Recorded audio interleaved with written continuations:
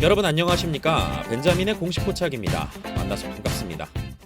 오늘 이스페타시스 관련해서요. 제가 정리한 유상증자 이벤트 투자 포인트에 대해서 좀 공유드려 볼 거예요. 우선 결론부터 말씀드리자라고 하면은요. 첫 번째로 자금 사용 목적, 그 다음에 유상증자에 대한 할인율하고 발행가, 이게 아직 안 나왔습니다. 그리고 세 번째, 시장 반응 측면에서 아직 충분히 기회가 있다라고 판단이 되는데 거기에 대해서 이 세 가지에 대해서 말씀을 드릴 겁니다. 그리고 이스페타시스 같은 경우는 11월 8일 금요일 유상증자 공시 이후에 아직도 마이너스 27% 하락이고요. 갭을 메꾸지 못했습니다. 10일 영업일째 지금 주가 조정 중이에요. 이제 슬슬 시작될 시기가 점점 다가오는 거는 보이는데요. 이거는 또 주가 추이에 따라서 달라집니다. 그래서 지금 이스페타시스 같은 경우는 좋은 환경에서 유상증자를 발표한 거는 아니거든요. 시장 환경이 우선 별로 안 좋았었어요.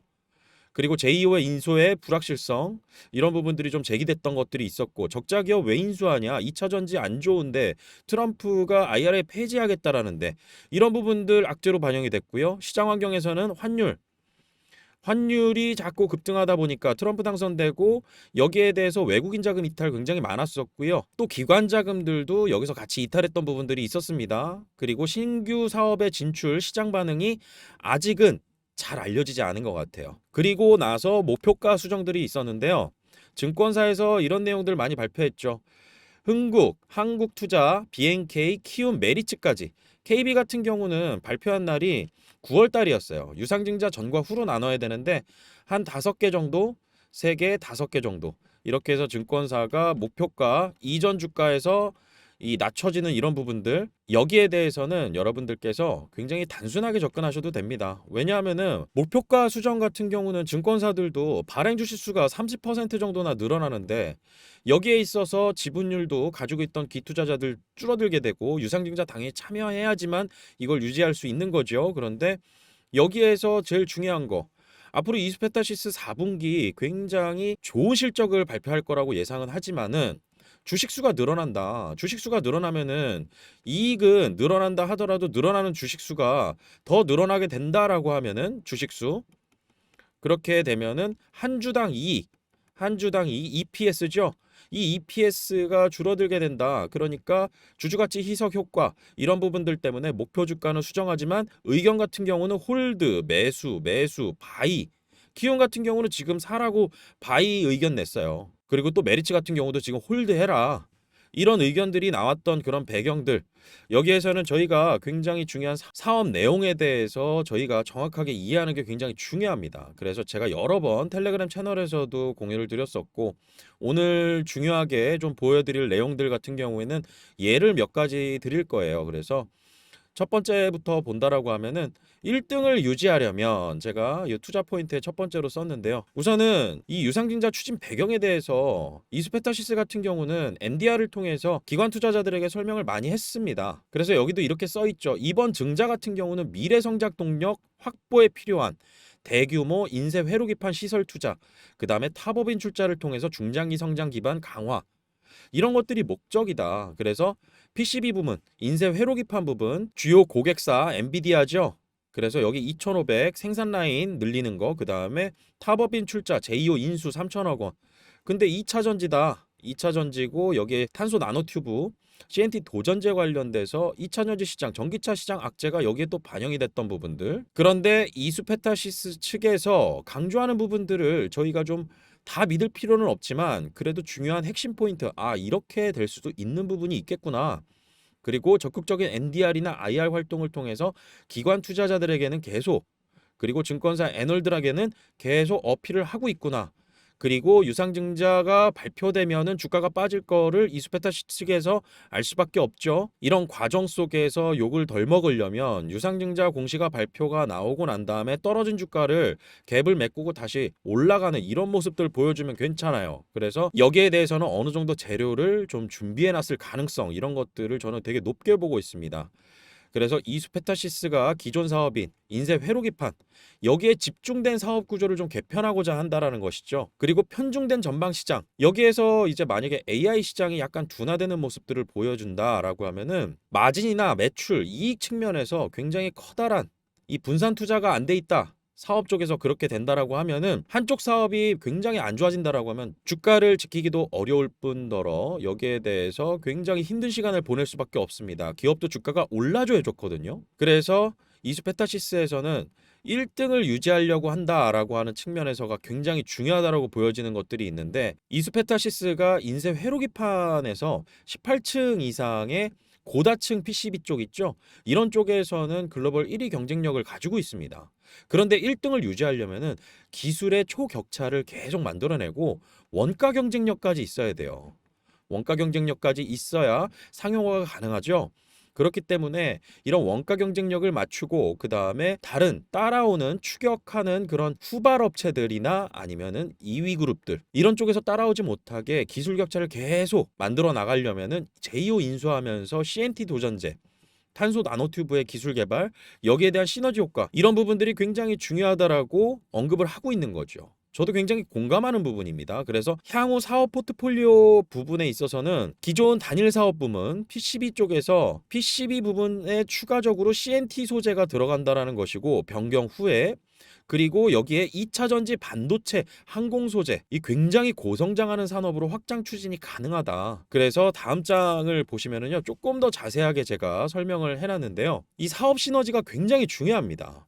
저는 이런 부분들에 대해서 굉장히 이수페타시스가 결정은 잘했지만 기왕이면 유상증자 안 하고 벌었던 돈으로 하면 좋겠지만은 지금 이스페타시스 그룹 자체가 그렇게 자금적으로 여유로운 상황은 아닙니다. 그래서 주주들한테 욕먹으면서도 이렇게 유상증자를 강행하면서도 자금 조달 잘해서 앞으로 성장에 대한 부분 우리가 이거 잘할게요. 그리고 성과도 보여주겠습니다. 라고 하는 부분에서 결과로 이어졌을 때 그 이전에 유상증자했던 이런 부분들 있죠? 이런 것들 투자자들 다 잊어버립니다. 그래서 저희는 항상 이런 일이 발생하고 나면은 그 이후에 미래를 봐야 되지. 그리고 지금 신규로 들어가는 분들은 할인 매수 기회로 잡아볼 수도 있는 거예요. 그래서 제가 어떤 특정한 이벤트에 대한 시점 같은 경우도 이런 배경 속에서 사업 시너지라는 앞으로의 미래 매출의 증가 이런 부분들이 어디서 일어날까 이런 것들을 보는 게 훨씬 더 저희에게는 정신건강에 훨씬 더 이득이라고 저는 생각하고 있습니다. CNT 기술을 활용한 차세대 PCB 개발 이거예요 이거. 2차 전지 쪽이나 아니면 다른 쪽 항공 쪽 그리고 반도체 펠리클 쪽 이런 쪽으로 사업 영역 확장하는 것도 중요한데 CNT 기술을 활용해서 차세대 PCB 앞으로 더 고속으로 데이터를 처리하는 인쇄 회로기판을 만들어내는 이런 것들을 계속 원가 경쟁력 가지면서 기술 격차 만들어낸 이런 인쇄 회로기판 만들어낸다라고 하면은 거의 시장에서 이스페타시스의 러브콜을 계속 보낼 수밖에 없는 그런 상황으로 AI 하드웨어 쪽에서 주목을 받을 수가 있겠죠. 엔비디아 같은 경우를 좀 생각해 보시면 좋을 것 같아요. 기술 격차 벌리고 그 다음에 시장의 점유율 아주 독점적으로 가지고 있으면서 이런 기업이 계속 주목을 받을 수밖에 없었던 그런 이유들 하드웨어 쪽이라고 왜 없겠어요. 그래서 여러분들께서 이렇게 CNT 기술을 활용해서 앞으로 전기 전도성이 굉장히 향상될 수 있다. 그리고 고속 데이터 전송하고 항공 우주 분야 그리고 첨단 산업에서 요구되는 고성능 PCB 생산이 가능해지는 것을 의미한다라고 여러분들께서 생각해 보시면 됩니다. 그래서 CNT 시장이 지금 개화 단계다라고 볼 수 있는 그러한 여러 가지 리포트들, 제이오나 나노신소재 이런 쪽의 리포트들 보면은 찾아볼 수 있는 내용들이 되게 많은데 제이오가 가지고 있던 약점들이 있었잖아요. 이렇게 CNT 시장이 지금 개화 단계고 굉장히 성장성이 높은 단계인데 왜 이스페타시스한테 이 기업을 팔까? 이렇게도 생각을 해볼 수 있어야 되잖아요. 투자는 항상 반대 입장 쪽에서도 생각을 해봐야 됩니다. 그런데 이 제이오 입장에서는 좀 힘들 수도 있었을 것 같아요. 왜냐하면은 적자 기업인데다가 앞으로 투자금을 받지 못하면 상용화하는데 굉장히 어려움을 많이 겪을 수밖에 없습니다. 나노 신소재 같은 경우도 전환사채를 통해서 엄청난 투자금을 기관 쪽에서 받거든요. 그런데 이렇게 됐을 때 어려움에 닥치는 경우 이 데스밸리를 잘 이겨내야 되는데 거기에 대한 어려움들을 그냥 지금 단계에서 팔아버리고 앞으로 이수페타시스가 얼마나 경영을 잘하느냐에 따라서 또 추가적인 그 최대 주주의 수익 같은 경우 이런 것들을 가져가는 이런 전략을 짠 것 같은데 이 이수페타시스 관련해서는 R&D 시너지를 여러분들께서 가장 중요하게 보셔야 됩니다. 그래서 제이오의 CNT 연구 인력 협력해서 PCB 소재 개발하고요. 앞으로 늘어나는 더 사업이 다각화되는 이런 분야들, 여기에서 굉장히 커다란 시너지를 만들어내는 부분에 있어서 전방 고객사에서 러브콜이 있을 거예요. 러브콜.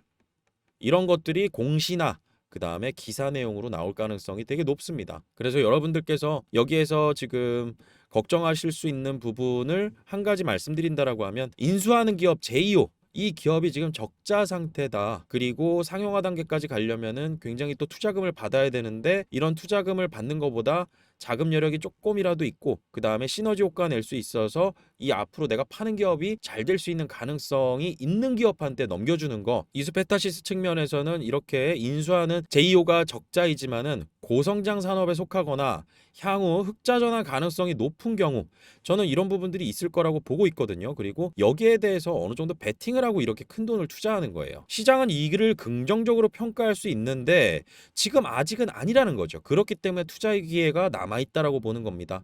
어렵잖아요. 내용 자체도 굉장히 전문적인 분야의 내용이고. 그래서 제가 괄호를 쳐가지고 한 가지 예를 좀 들었는데요. 구글이 적자 상태인 유튜브를 초기에 인수한 사례, 그리고 나서 유튜브가 엄청나게 현금을 가져다주는 이러한 발전한 모습으로 구글이 예상을 하고 투자를 했다라는 거. 마찬가지로 이스페타시스 같은 경우도요. 제이오가 앞으로 같이 협력하면서, 그리고 인수하고 협력하면서 여기에서 굉장히 커다란 시너지 효과로 기업이 한층 더 성장할 수 있는 발판을 마련한다라는 거. 그리고 계속 이렇게 PCB, 인쇄 회로기판만 가지고 갔다가는 나중에 어려운 시기가 왔을 때는 이 기업이 타격 입는 부분들이 굉장히 크다. 그래서 이수페타시스에서 이런 인수 배경과 그다음에 제이오 인수를 통해서 사업 시너지 효과, 그다음에 이스페타시스의 본업의 기술 경쟁력을 강화시키고 그다음에 원가 절감과 기술 초격차, 이런 부분들로 고객사들에게 러브콜 받고 이 기업의 PCB 회로기판이 최고야라는 것들, 시장의 인지도, 브랜드 인지도가 더더욱 견고히 굳건해지면은 이스페타시스 같은 경우는 1등 대장주 계속 유지할 수 있는 거죠. 그래서 엔비디아 같은 빅테크 기업, 이런 기업에 대량 양산해서 공급하는 이런 것들 제품 인증받고 이런 결과들이 나올 수 있었던 거잖아요. 1등 지키는 게 굉장히 어렵습니다. 그런데 제가 마지막으로 보는 투자 포인트가 있어요. 저희는 이거는 좀 중장기적으로 봐야 되는 그런 배경적인 설명인 거고, 이런 것들을 바탕으로 이스페타시스가 얼마나 주가에 대한 관심을 가질 수밖에 없는